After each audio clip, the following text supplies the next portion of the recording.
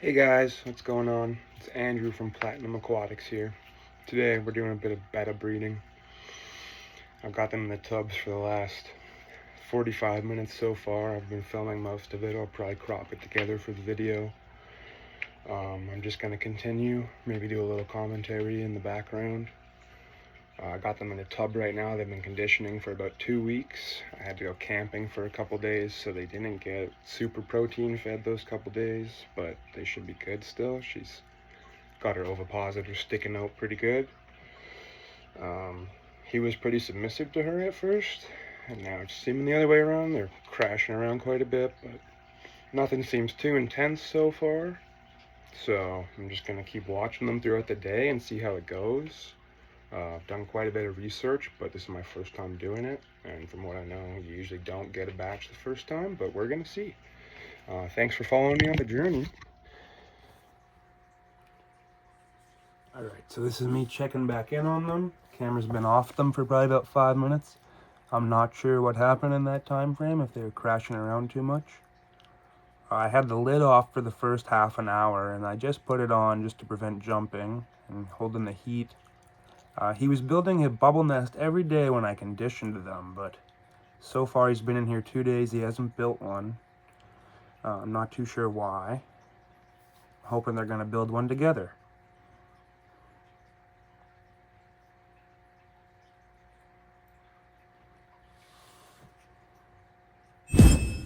So this is where all the magic happens.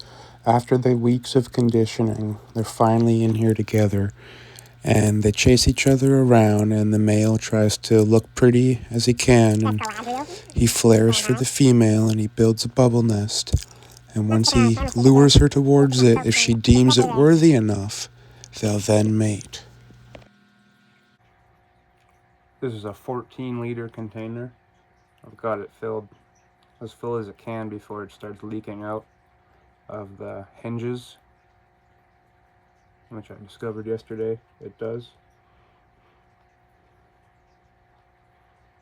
which is probably about 5 inches it's at. You want it anywhere from 4 to 8 inches.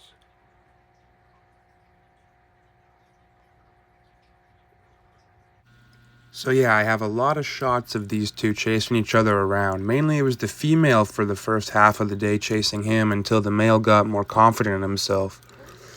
This is the last clip I'm going to show you guys before the spawn commences. So many.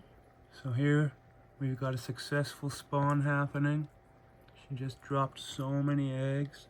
It's his first time though, so I'm not sure if he's actually going to pick them up or if they're just going to eat them. She's got a little tear in her tail, which is very normal. They've been in here for about a day now. But all those little white dots are eggs. And I haven't seen them actually surface with any, so I am concerned that they are just eating them.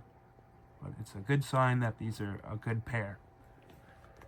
I'll check back in with more updates. They continued to wrap for several hours. I had to eventually leave them alone because they just kept wrapping and dropping more eggs. It was a very big batch, it seemed.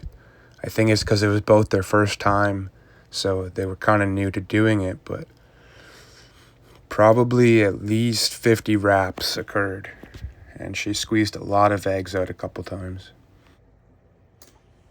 I'll speed this next part up a little bit.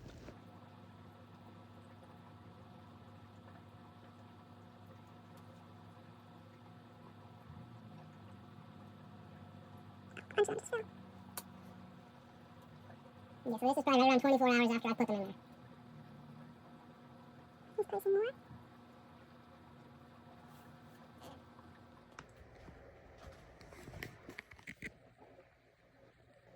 So I ended up leaving the female in for the whole night because I didn't want to disturb the bubble nest too much, but I ended up disturbing it quite a bit anyways. And this shot here is after she's gone, just the male watching them, and they've already started to drop from their nest a little bit. You can see one swimming. They're incredibly tiny the first couple days, and they can really only survive off of green water and the stuff that lives in green water. So I had to cultivate some of that outside for them. Here they're about 2 or 3 days old, so they just have become free swimming, the oldest ones. And I think at the end of this day I took the dad out of there. He was still watching some of them as they dropped. They weren't all quite free swimming yet. There he is, just doing his thing, taking care of them, and I started to notice that most of them didn't need his help. Already they've developed quite a bit since first. You can see just the cluster of them go to the top.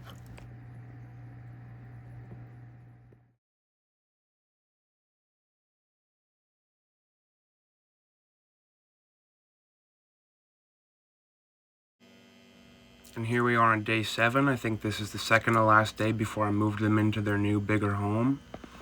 And you can see they've already gotten a little bit bigger, and they're adjusting to the flow. Alright guys, so it's been about 3 weeks since they hatched, and after about a week I put them into a 25-gallon tank out of their tub, and I have it filled 1/3 full.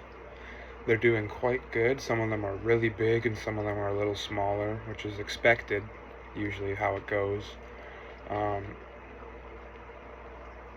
just figured out a cool drip water change system about 2 days ago for them, so I'll show you guys that when I give you some shots of the babies. And so far so good. I'm sorry I haven't been giving more updates. I put quite a bit of floating plants in there, so I'm expecting that I'm seeing a lot less than there actually is. I just shut off the lights and shined a little flashlight and saw quite a few, about 25 of them. And that's just in the front little column. There's quite a bit of space for them to be, so that's it for the update. I'll get some shots for you guys and show you the cool automatic water change system I got going for them. And otherwise, yeah, I'm just heading to bed pretty soon here. I just figured I needed to film an update finally. Thanks.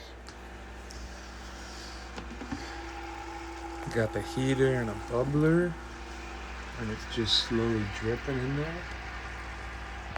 And then we got a mesh net so they don't get sucked up.